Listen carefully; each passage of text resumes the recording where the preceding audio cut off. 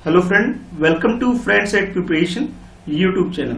और इस चैनल पर मैं लेके आता हूँ आपके लिए एजुकेशनल वीडियो। और डेली की तरह आज भी मैं लाया हूँ आपके लिए ये करंट अफेयर और जनरल स्टडी से रिलेटेड ये वीडियो, जिसमें मैं डिस्कस करता हूँ किस तरह से आप एग्जाम के अंदर करंट अफेयर और जनरल स्टडीज के क्वेश्चन को अटेम्प्ट कर सकते हैं। इस वीडियो को आप प्रैक्टिस की तरह लीजिए और क्वेश्चन को अटेम्प्ट करके देखिए कि आप कितने क्वेश्चन के आंसर सही कर पा रहे हैं। अगर आपसे कोई गलती होती है तो भी आप कमेंट बॉक्स में क्वेश्चन से रिलेटेड जो भी आपके डाउट्स हैं वो पूछ सकते हैं। ठीक है, एक्सप्लेनेशन को ध्यान से देखेंगे, सुनेंगे तो आपके आधे से ज्यादा डाउट तो क्लियर हो जाएंगे। ठीक है, चलिए स्टार्ट करते हैं और लास्ट में स्कोर जरूर मेंशन करिएगा कि आप कितने क्वेश्चन के आंसर सही कर पा रहे हैं। तो फर्स्ट क्वेश्चन है आपके लिए, कंसीडर द फॉलोइंग स्टेटमेंट। इस क्वेश्चन के अंदर आपके पास कुछ स्टेटमेंट गिवन है। ये फर्स्ट स्टेटमेंट है और इसके नीचे ये सेकंड स्टेटमेंट है। दोनों स्टेटमेंट को ध्यान में रखते हुए नीचे आपसे बोला जा रहा है which of the statement given above are correct. तो करेक्ट स्टेटमेंट जो सा भी है वो आपको आइडेंटिफाई करना है, उसके अकॉर्डिंग ये चार ऑप्शन में से सही आंसर आपको चूज करना है। तो फर्स्ट स्टेटमेंट में बोला जा रहा है plague is caused by the bacteria found in the small mammals and their fleas. तो ये बोला जा रहा है कि जो प्लेग्स होते हैं, ठीक है, वो पाए जाते हैं कहाँ? बैक्टीरिया के अंदर पाए जाते, जो होते हैं वो बैक्टीरिया की वजह से होते हैं, जो मैमल्स वगैरह में पाए जाते हैं।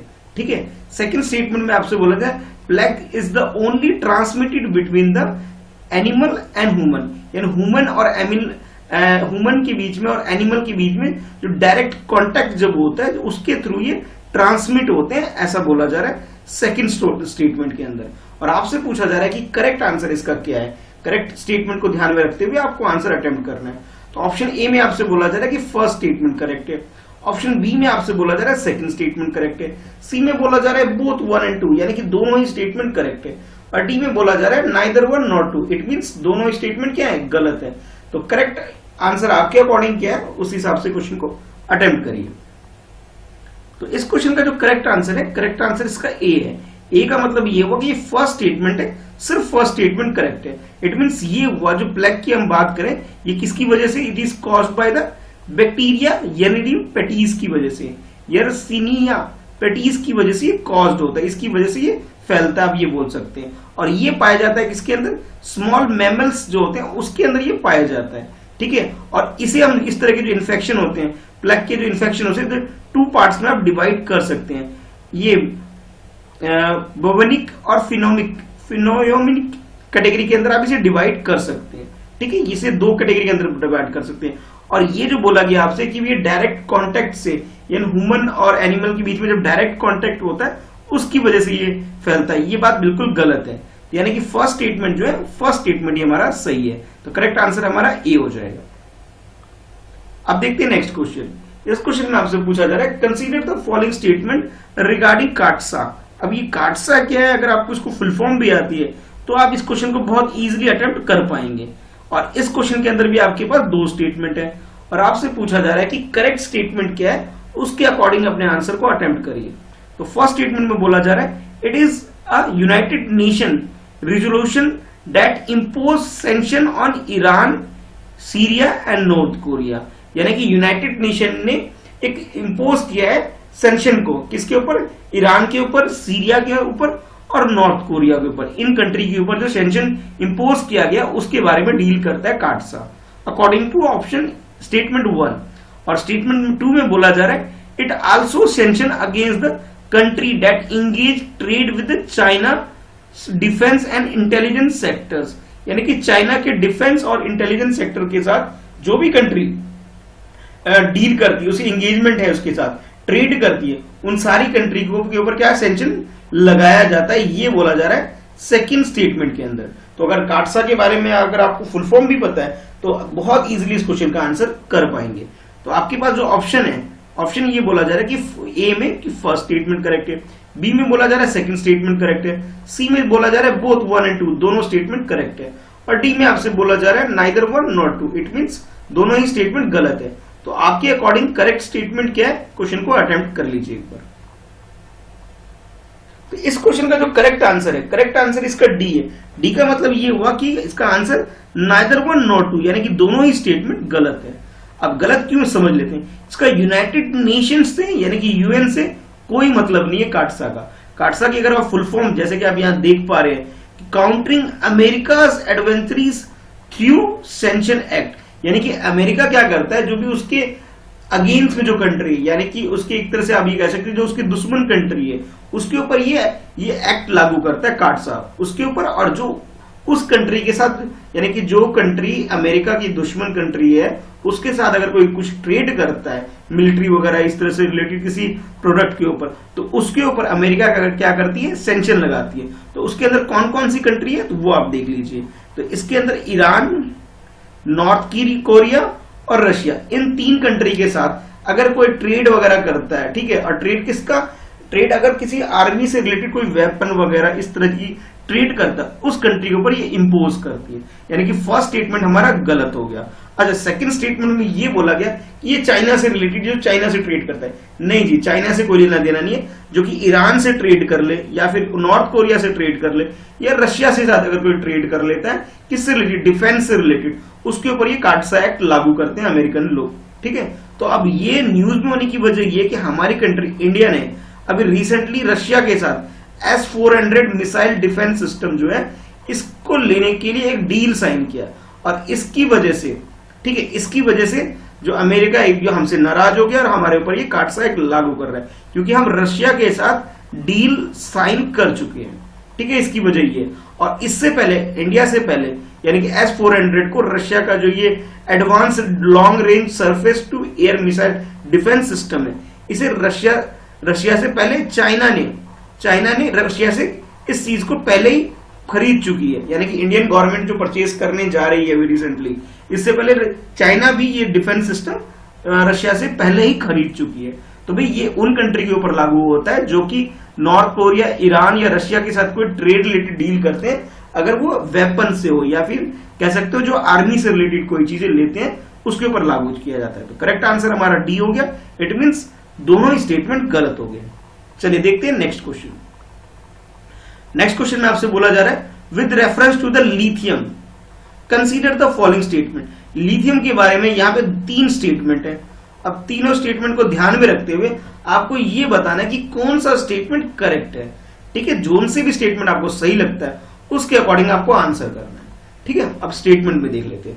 तो फर्स्ट स्टेटमेंट में बोला जा रहा है it is the light inflammable metal which is mainly used in the battery.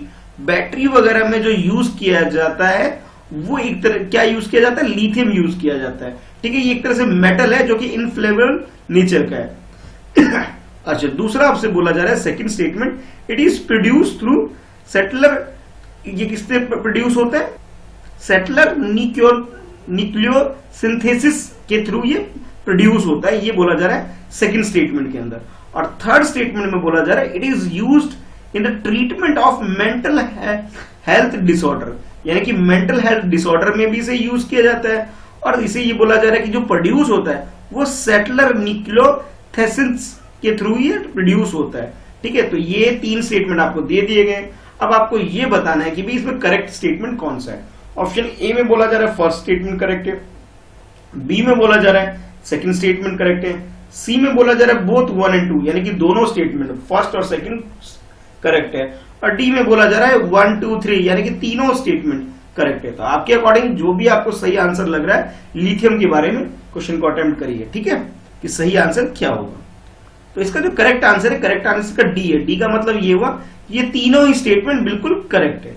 यानी कि जो लिथियम की बात करें, लिथियम आयन आपने बैटरी वगैरह भी सुना होगा कि मोबाइल वगैरह में लिथियम आयन बैटरी होती है, यानी कि बैटरी को बनाने के लिए लिथियम आयन यूज किया जाता है, यानी कि फर्स्ट स्टेटमेंट बिल्कुल करेक्ट हो गया। सेकंड स्टेटमेंट में ये बोला गया कि भाई ये जो है, जैसे आप सेकंड स्टेटमेंट को देख रहे हैं, ये प्रोड्यूस कैसा होता है, तो इसके बारे में बताया गया कि न्यूक्लियोसिंथेसिस प्रोसेस के थ्रू, सेटलर न्यूक्लियोसिंथेसिस प्रोसेस के थ्रू ये प्रोड्यूस होता है। ये स्टेटमेंट भी बिल्कुल करेक्ट है। और थर्ड जो है, यानी कि ये प्रोड्यूस के बारे में जो बोला गया, ये वाला स्टेटमेंट भी करेक्ट हो गया, फर्स्ट भी, यानी कि दोनों स्टेटमेंट करेक्ट हो गया। और थर्ड ये बोला गया जो मेंटल हेल्थ या उसे डिसऑर्डर से रिलेटेड ट्रीटमेंट के लिए भी इसे यूज किया जाता है, यानी कि तीनों ही स्टेटमेंट हमारे क्या हो गए, बिल्कुल सही हो गया, ठीक है। तो करेक्ट आंसर क्या हो गया, करेक्ट आंसर डी हो गया। देखते हैं नेक्स्ट क्वेश्चन। तो नेक्स्ट क्वेश्चन में आपसे पूछा जा रहा है with reference to the National Bureau of Plant Genetic Resource, ठीक है, किसके बारे में बात की जा रही है, national Bureau of Plant genetic resources, उसके बारे में कुछ स्टेटमेंट गिवन है। ये फर्स्ट स्टेटमेंट है, ये सेकंड स्टेटमेंट है, और आपसे पूछा जा रहा है कि करेक्ट स्टेटमेंट कौन सा है। ठीक है, तो पहले एक करके स्टेटमेंट देख लेते हैं। फर्स्ट स्टेटमेंट में आपसे बोला जा रहा है it was started in the response of the realisation of perceived effect of the green revolution on agro biodiversity, यानी कि ग्रीन रेवोल्यूशन जब हुआ था एग्रो बायोडाइवर्सिटी के ऊपर, तब इसे स्टार्ट करने की जरूरत पड़ी थी हमारी कंट्री के अंदर, ये बोला जा रहा है। सेकंड ये बोला जा रहा है सेकंड स्टेटमेंट, इस स्टेटमेंट के अंदर it help to crop improvement and diversification through the germplasm introduction through the various foreign country, यानी कि ये आप बोल सकते हैं कि किसी भी क्रॉप के अंदर, ठीक है, किसी भी क्रॉप के अंदर उसकी क्वालिटी को इंप्रूव करने के लिए इसमें जर्म प्लाजा के थ्रू इसके इंट्रोडक्शन के थ्रू इसे बेहतर बनाया जाता है, यानी कि क्रॉप की क्वालिटी को इनहेंस किया जाता है। और ये कब स्टार्ट हुआ था? ये ग्रीन रिवोल्यूशन के आसपास की बात की जा रही है। तो ये दो स्टेटमेंट है, अब आपको ये बताना है कि करेक्ट स्टेटमेंट कौन सा है। ऑप्शन ए में बोला जा रहा है कि फर्स्ट स्टेटमेंट करेक्ट है, बी में बोला जा रहा है सेकंड स्टेटमेंट करेक्ट है, सी में बोला जा रहा है बोथ 1 2 यानी दोनों स्टेटमेंट करेक्ट है, और डी में बोला जा रहा है नाइदर 1 नॉट 2 यानी कि दोनों स्टेटमेंट गलत है। तो आपके अकॉर्डिंग करेक्ट आंसर क्या है? क्वेश्चन को एक बार अटेम्प्ट कर लीजिए। तो इस क्वेश्चन का जो करेक्ट आंसर है, करेक्ट आंसर इसका सी का मतलब ये होगा कि दोनों स्टेटमेंट फर्स्ट और सेकंड दोनों ही स्टेटमेंट करेक्ट है। थोड़ा आप डिटेल में बात कर लेते हैं, यानी कि national Bureau of plant introduction जब स्टार्टिंग में था, ठीक है, पहले इस जो इंस्टीट्यूशन था इसका नाम था national Bureau of plant introduction, बाद में इसे रीनेम कर दिया गया था जनवरी 1977 में, और इसका नाम रख दिया गया national Bureau of Plant genetic resources, यानी कि शॉर्ट में हम बोल सकते हैं NBPGR, ठीक है, ये नाम रख दिया गया। अच्छा, उसके बाद ये जो बोला जा रहा है फर्स्ट स्टेटमेंट के अंदर जो आपसे बोला जा रहा था कि भी इसके स्टार्ट कब किया गया? ग्रीन रेवोल्यूशन की, बिल्कुल सही बात है। 1970s के आसपास हमारी कंट्री में, इस डेकेड के आसपास हमारी कंट्री में क्या था? ग्रीन रेवोल्यूशन हुआ था, और उसके तहत ही से इंट्रोड्यूस किया गया था, ठीक है, यानी कि आप बोल सकते हैं 1974 1977 के आसपास का जो टाइम पीरियड था, यानी कि आप 70 के पास 80 डेकेड जब स्टार्ट हुआ था तब इसे इंट्रोड्यूस किया गया था हमारी कंट्री के अंदर। बिल्कुल सही बात है, यानी कि फर्स्ट स्टेटमेंट करेक्ट हो गया।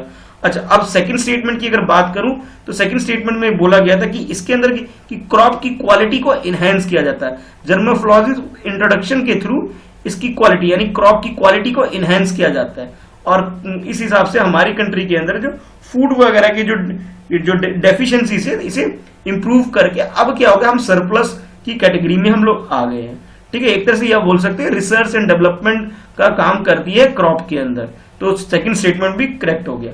अच्छा, अब आपको यह भी पता होना चाहिए कि ये जो इंस्टीट्यूशन है ये किसके अंदर आती है? ये आती है Indian council of agriculture research, यानी कि ICAR के अंतर्गत ये आती है, और ये किसके अंदर आती है? ये आती है ministry of agriculture and farmer welfare के अंदर। ये जो इंस्टीट्यूशन है ये आती है इस मिनिस्ट्री के अंदर। ये कुछ ये बेसिक फैक्ट है जो आपको पता होना चाहिए, ठीक है। तो करेक्ट आंसर हमारा क्या हो गया? सी हमारा करेक्ट आंसर हो गया, ठीक है, यानी कि दोनों ही स्टेटमेंट करेक्ट है। चलिए देखते हैं नेक्स्ट क्वेश्चन। नेक्स्ट क्वेश्चन में आपसे पूछा जा रहा है with reference to the golden वर्डविंग के बारे में आपसे पूछा जा रहा है। उसके रिगार्डिंग में यहाँ आपके पास दो स्टेटमेंट है, ये फर्स्ट स्टेटमेंट, ये सेकंड स्टेटमेंट।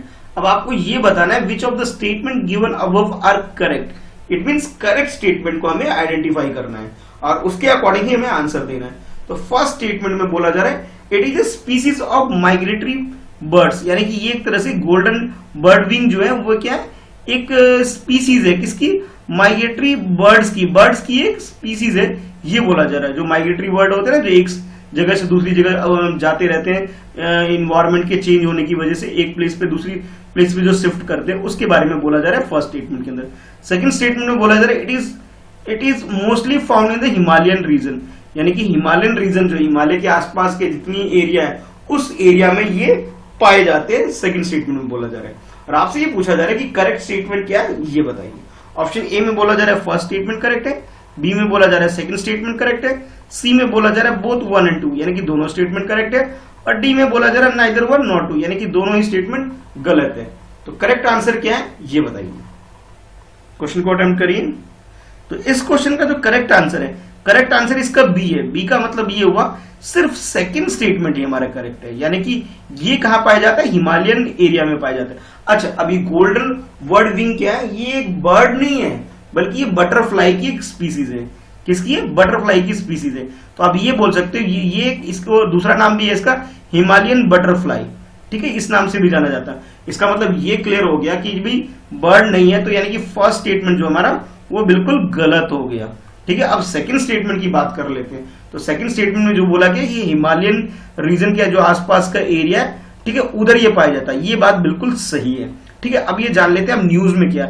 अभी रिसेंटली क्या हुआ, हमारी कंट्री के अंदर एक लार्जेस्ट बटरफ्लाई डिस्कवर की गई है, जो कि 88 ईयर के बाद देखा गया है, और उस स्पीसीज का ही नाम है गोल्डन बर्ड विंग। ठीक है, और इसे ये बोला जा रहा है कि भाई इसे जो देखा गया है ये हमारी कंट्री के अंदर दीदी हाट जो कि उत्तराखंड में इसका फीमेल वर्जन यानी कि फीमेल स्पीसीज पाया गया है, और जो मेल स्पीसीज है जिसे वानकहार बटरफ्लाई बोला जाता है, ये शिलोंग की एक म्यूजियम के अंदर यानी मेघालय में पाया गया है। ठीक है, यानी कि ये बोल सकते हो सेकंड स्टेटमेंट हमारा करेक्ट हो गया, फर्स्ट स्टेटमेंट गलत हो गया। इट मींस ऑप्शन बी हमारा करेक्ट आंसर है। तो अब आप लोग कमेंट करके बताइए कि आपने कितने क्वेश्चन के आंसर सही अटेम्प्ट करे।